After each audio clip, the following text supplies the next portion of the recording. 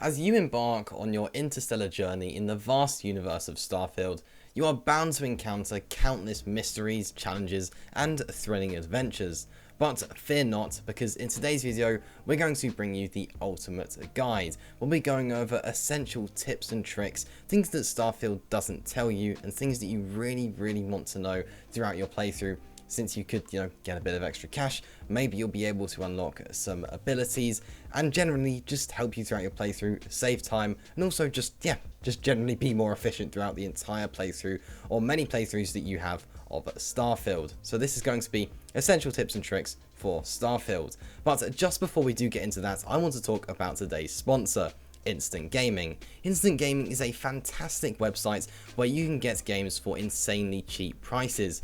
You could pick up Starfield or the premium edition of Starfield for a really cheap price, which you can see on the screen now. Be sure to use Instant Gaming in the future for any games that you might purchase, no matter the platform, or even if you're just getting some gift cards for a friend, be sure to use Instant Gaming to even just save some money on those as well. It's a fantastic website, so be sure to use the link in the description to check it out. Getting back into the video. So the first essential tip, or well, fact really, is that thefts will actually grant you the pickpocket skill. So this is really worth noting. The pickpocket skill is going to be pretty useful. This ability you'll probably find yourself using a fair bit. So yeah, be sure to keep a note of that. Next up is that through boost pack training, you can actually utilize pack boosters. Next up, the Frontier, your initial spaceship in Starfield, boasts a cargo hold capable of holding significantly more materials and resources than you can actually carry personally.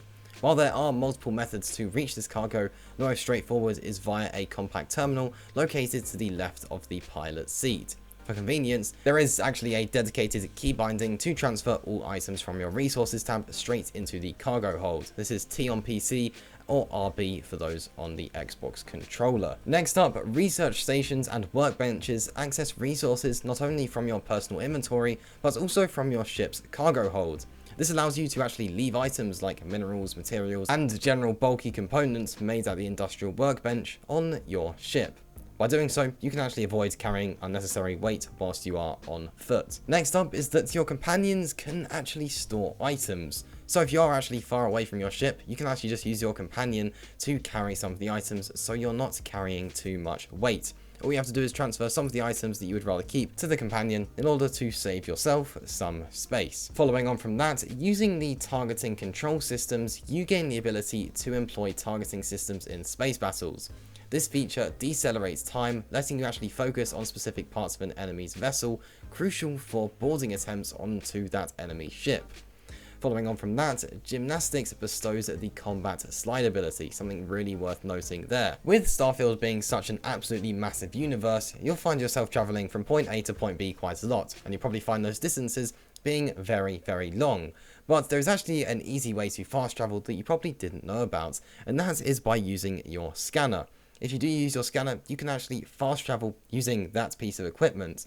When you are in scanner mode, you can target a point of interest icon in the center of your reticle, and then you can actually fast travel to that point, which can be very useful to get from point A to point B, instead of having to walk there, in a very long amount of time on foot. Just use that scanner and you'll be able to fast travel there really quickly. Next up, Intimidation actually offers the chance to make an NPC under your level run away. Another essential tip is that robotics not only amplifies damage against robots and turrets, but crucially lets you direct them to halt combat and perform other actions based on your proficiency level. Next up is that you can actually sell survey data notes for some easy cash. Surveying all resources, flora, fauna, and traits on a planet is not only just a great way to earn actual XP, it will also place that planet's survey data in your notes section of your inventory. Then you can sell these data notes for a actually healthy chunk of credits, depending on how much you needed to scan to fill up the data. The best way to sell these is to wait till slightly later in the game when you meet Vladimir, and he will actually pay a premium price for all survey data, which will definitely bag you some extra credits, literally just for scanning the planet, which you are probably just going to actually do anyway. So yeah, easy bit of credits there that you probably didn't know that you could get. Next up is to really utilize that third person camera. When you are playing Starfield, of course, you get the option between third and first person. Now, for a lot of the game, with the weapons that you'll be using, the tools you'll be using, you'll find the first person is going to be really useful, and it is definitely a great way of playing the game. But make sure that at times you do use that third person camera, since it can be really, really helpful. If you do need to, say you do some intense platforming to boost between buildings, then switching to a third person camera could actually make that much easier to grasp where you are and how close you are to certain platforms.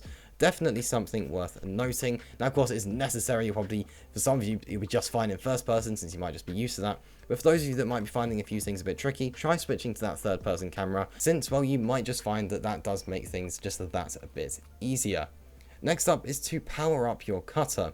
When using the mining cutter, you can actually hold down the ADS button, which is just left click on PC or LT on Xbox, to actually gradually power up your beam so that you can break ore deposits at a faster rate. This is definitely something worth doing, since, well, of course, you're going to save quite a bit of time.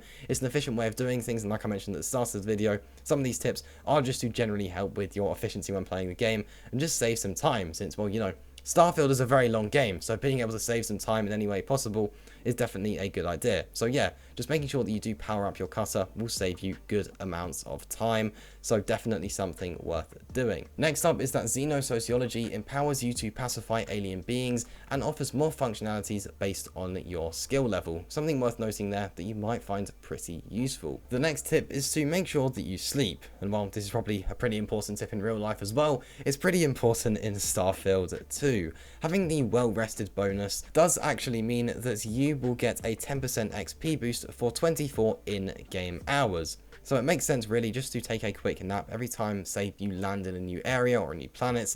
That way, anything you will encounter will actually get you quite a bit of extra XP. That 10% XP boost will add up, and you probably find yourself getting quite a significant amount of extra XP. If you're, say, going to gain a high amount of XP, getting that 10% extra is going to be a pretty decent increase. So definitely make sure that you do have that well-rested bonus, since it only takes a second, and you get it for 24 in-game hours. So definitely something worth doing, since yeah, that could get you quite a bit of extra XP, which is always going to be good. So we are on to the final tip slash trick, and that is that manipulation lets you force an NPC below your level to actually obey your commands. Really useful stuff. And there you go, that does just about wrap up things here. That was all the essential tips and tricks that you need to know about Starfield, which will definitely help you throughout your playthrough. Even if you knew some of them, I guarantee that there was something there that you didn't know. And yeah, that is definitely going to help you either save some time or get you a bit of extra XP by sleeping more within Starfield. And yeah, that does just about wrap up things here. Now, on screen you are seeing a link to a different video. Hit the link on the screen if you are interested in watching that.